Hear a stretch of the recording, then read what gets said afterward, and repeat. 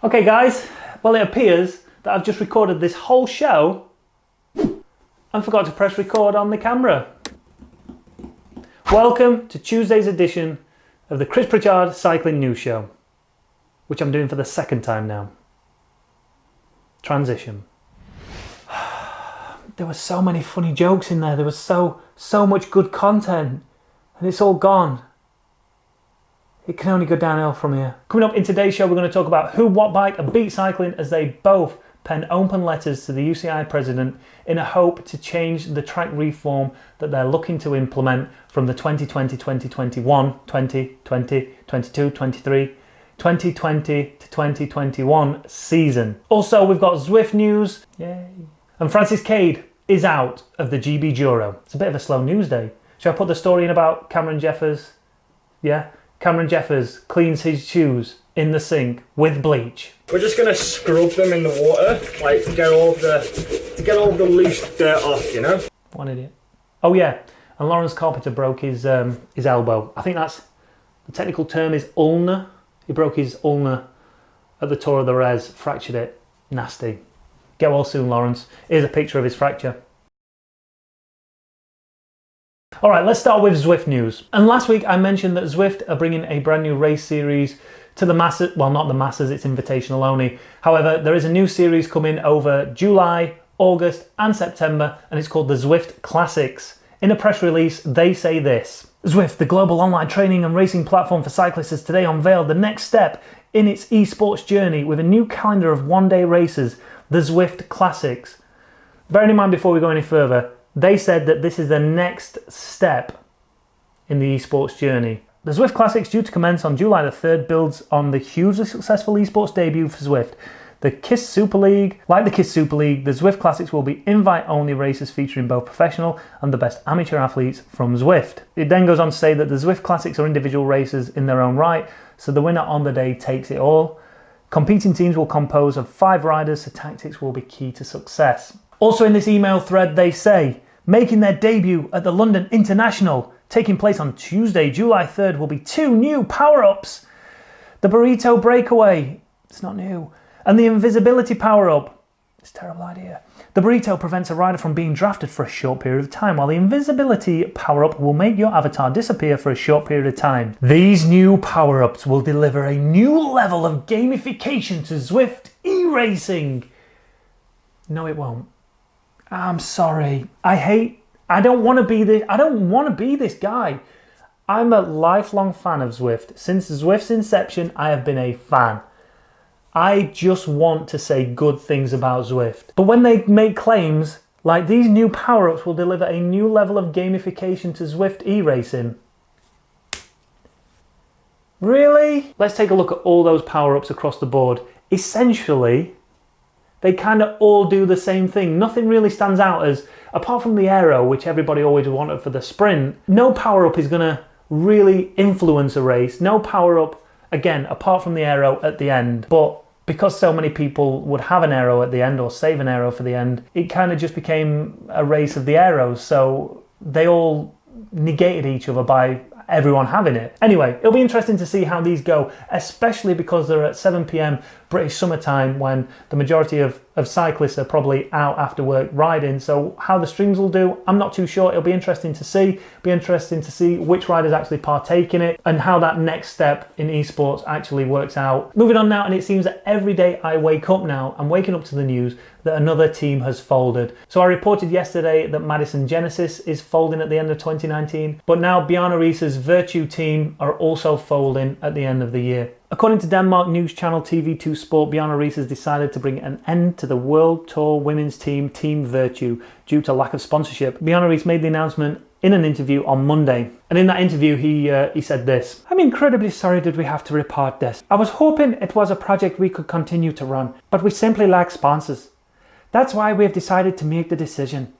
We have now financed it ourselves over the past 3 years, and for business reasons, we don't think we should keep it going. According to Cycling News as well, that earlier in the month, Virtue Cycling Group reported a deficit of 18.8 million dicks. 18.8 million dicks? Oh, 2.5 million euros. In addition to the 2 teams, the group also runs Virtue Business Club, a networking group that puts on various events and Virtue Villas, a travel destination in Italy. Anyway, moving on, and yesterday I reported on Francis Cade and his efforts in GB Douro, the Land's End to John O'Groats via gravel route. Lachlan Morton of EF Education First, is that what they're called now? He's entered it as part of his alternative racing calendar, and he's just absolutely smashing it to bits. In fact, let's take a look at exactly where he is right now. So he's just north of Penrith. Bearing in mind he started in Land's End on Saturday morning, and it's now Tuesday morning, and he's up there. Let's take a look at where his nearest rival is. Is Angus Young, who is currently in the middle of Wales. And I know Lachlan's a professional cyclist, but that gap is huge. But the main reason we're reporting on this is fellow YouTuber Francis Cade started the ride on Saturday morning, and he's had nothing but trouble. He's been bit by a dog. He fell off his bike. His partner Rob also fell off his bike. He's also suffering with a knee injury. Francis is suffering with a foot injury after falling off his bike. And ultimately yesterday, it looked like he ground to a halt just south of Bristol. I was waiting for the update. I was waiting to try and find out what had actually happened. But as of recording this right now, literally 15 minutes ago, he posted on Instagram. And unfortunately, his GB Douro 19 is over. He said, GB Douro 19 is over for me and Rob. After we couldn't get replacement shoes, his knee was in agony every pedal stroke. Completely unrideable. Not sure how he got so far with it. A short but unforgettable experience has made me hungry for more adventures like this. Home now, and a course of antibiotics for my dog bite. For fuck's sake. We send our best regards to Francis and Rob. Hope they make full recoveries. I guess they will. Injuries don't sound too bad. Unless he's got rabies, then that might suck a little bit. Staying with YouTube, and a new little segment that I want to implement into this new show is my video of the day, where I recommend a video. I leave the link in the description and then you go and watch it. And in the comments you say, I came here from Chris Pritchard's channel.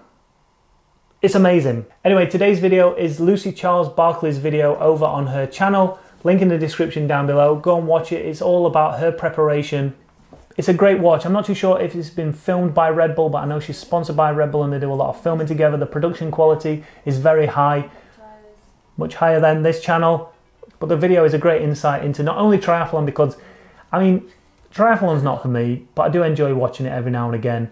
And I think it's amazing what triathletes can actually do when they can adapt themselves to each discipline. And the last story we're going to cover today is that HUUB-Wattbike and Beat Cycling both penned open letters to the UCI president after it was announced last week that track cycling was going to see a huge facelift. And the biggest reform coming out of this was the fact that they were going to reduce the UCI Track World Cup season from 6 events all the way down to 3. But not only that, they were going to remove it from the winter season and they were going to plonk it right in the middle of road season between July and September. And then on top of that, they were going to make it nations only, which put HUUB-Wattbike and Beat Cycling in a very tough situation because they've invested so much money in the fact that they can go and ride these as trade teams, and now they can no longer, well, it upset them. But let's take a look at HUUB-Wattbike's open letter to the president. So initially they go on to say that they discovered it by means of press release on the evening of Thursday the 20th of June that the UCI intended to make drastic changes to the track cycling calendar. Whilst according to the UCI they said they would encourage dialogue between stakeholders prior to any decisions, HUUB say it seems that you've forgotten that trade teams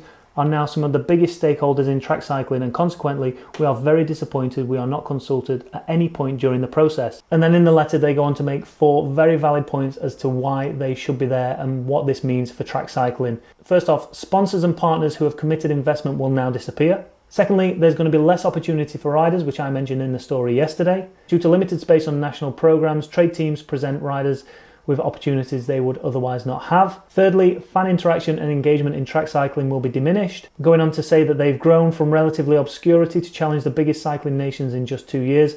We pride ourselves on innovation, ingenuity, and making cycling fun for all involved, especially fans and spectators. Fourth and finally, track and road calendar clashes will reduce fan numbers and quality of each field. And ultimately they finish with a few key questions. What are the reasons for trade teams being banned from World Cup competition? How are athletes supposed to develop outside the national system without access to world-class events? Why were stakeholders not engaged in the decision-making process?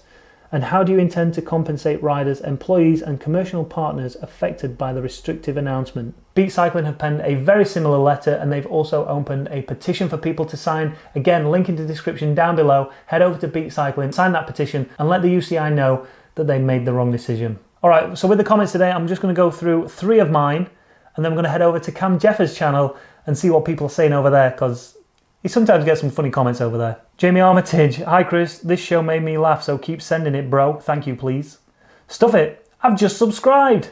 Are you happy now? Very happy. Maximus Attack, hey Chris, any chance you could fight a lion live on your next show? I said yeah, but you've got to provide the lion. Oliver, don't worry Chris, I appreciate you. Thumbs up, by the way, do I get a shout out now? No. I love Nick Swan's comments. Chose M3, complains it's not big enough. Should have spent the Patreon money better, lad.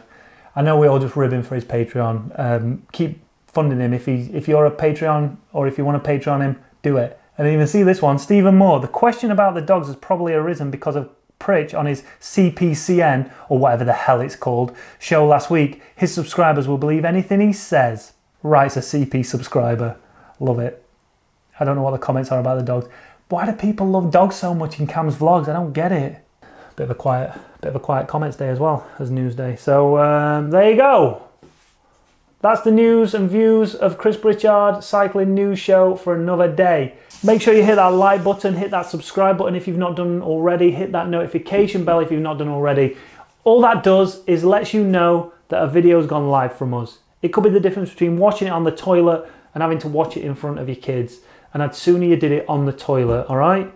It's just me and you then, innit? It's much more personal. As ever, thanks for watching. Like, subscribe, notification button. And all that's left for me to say is, until next time.